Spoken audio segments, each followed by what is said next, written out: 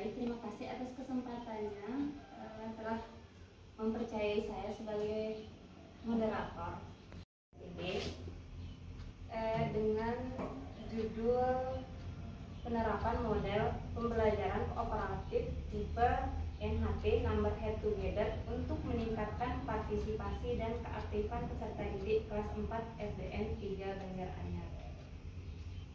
Kepada Bu Devi dipersilakan.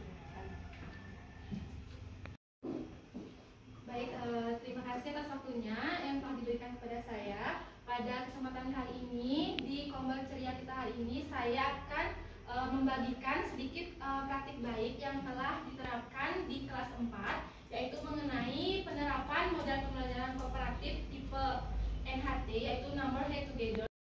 Mediator, yaitu membimbing peserta didik dalam proses pembelajaran, mengarahkan dan mendampingi peserta didik dalam proses pembelajaran. Kemudian yang terakhir, adapun harapan kita untuk mencapai kelas yang kondusif, kelas yang menyenangkan itu tentunya apabila kegiatan pembelajaran di kelas itu menyenangkan dan berkesan tentunya dalam proses pembelajaran. Misalnya kalau di kelas 4 biasanya saya bagi kelompok itu menjadi 3 kelompok karena siswanya ada 12, saya bagi ada yang 4. Nah biasanya itu disesuaikan dengan keinginan mereka sendiri. Namun kadang-kadang ada beberapa yang kayak protes, ibu saya mau sama si A, saya mau sama si B. Misalnya sudah saya tentukan, pasti ada saja yang kayak ngambek seperti itu. Nah ini yaitu yang pertama, tidak semua peserta didik itu memiliki kemampuan belajar yang sama. Ada yang memiliki kemampuan belajar yang lebih cepat menangkap materi pembelajaran, ada yang lebih lambat.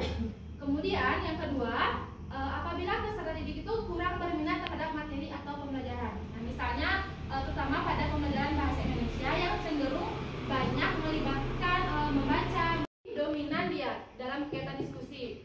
Pada saat diskusi itu misalnya pemberian LKPD, misalnya ada 5 soal yang memiliki rasa percaya diri yang lebih tinggi atau yang lebih aktif, pasti dia saya aja yang buat, saya aja yang mengerjakan seperti itu.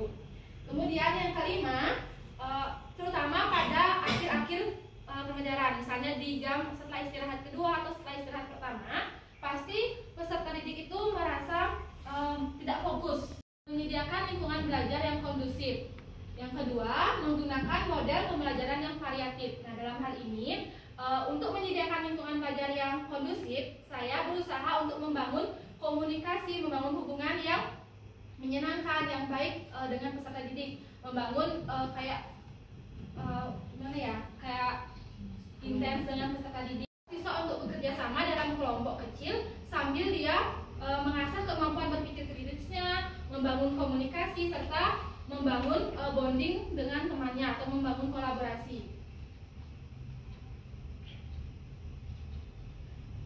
Nah, untuk strategi dalam penerapan model pembelajaran mendapatkan nomor tersebut, mereka akan duduk bersama kelompok dan saya sebagai guru hanya memberikan sedikit penjelasan materi terkait apa yang akan kita pelajari.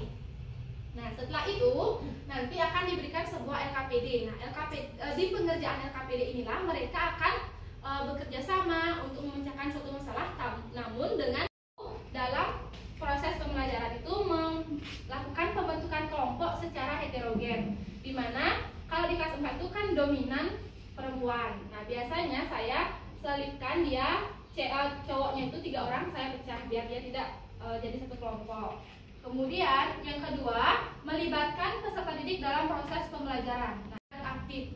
Kenapa dikatakan seperti ini? Karena semua peserta didik itu memiliki tanggung jawabnya masing-masing. Jadi tidak ada peserta didik dalam proses pembelajaran yang diam.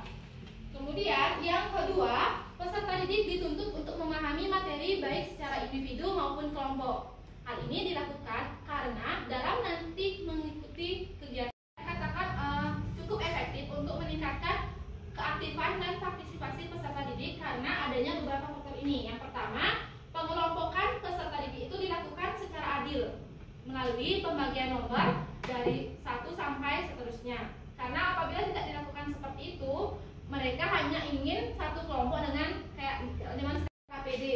Satu orang itu akan memakai nomor di kepalanya. Seperti judulnya Number Head Together, maka mereka akan memakai nomor yang memiliki kayak bandonya tersendiri. siswa yang mendapatkan nomor 1 dia wajib untuk menjawab soal nomor 1, wajib mempresentasikan nomor 1, dan juga seterusnya. Nah, seperti di kelompoknya Tania, dia itu berlima. Soalnya itu saya cantumkan 4. Nah, yang memiliki kemampuan rendah di sini ada Monika 1. Nah, Monika itu agak sedikit lambat dia. Nah, Monika itu saya dampingi dia, atau saya samakan soalnya, dia bertanggung jawab untuk soal nomor 4 bersama Tania. Yang lainnya mengerjakan soal sendiri-sendiri, namun si Monika ini tetap memiliki jawabannya sendiri dan si Tania tetap memiliki. Presentasi yang dibawakan oleh Ibu Devi sangat memotivasi kita dalam melakukan pembelajaran. Yang kedua, mohon dijelaskan sekali lagi, Devi, untuk pembentukan kelompok dalam kegiatan ini, Devi mengambil pengelompokan secara apa? Secara berdiferensiasi atau secara mungkin namanya atau bagaimana, atau heterogen? Lakukan secara heterogen ya, di mana setiap peserta itu dia acak.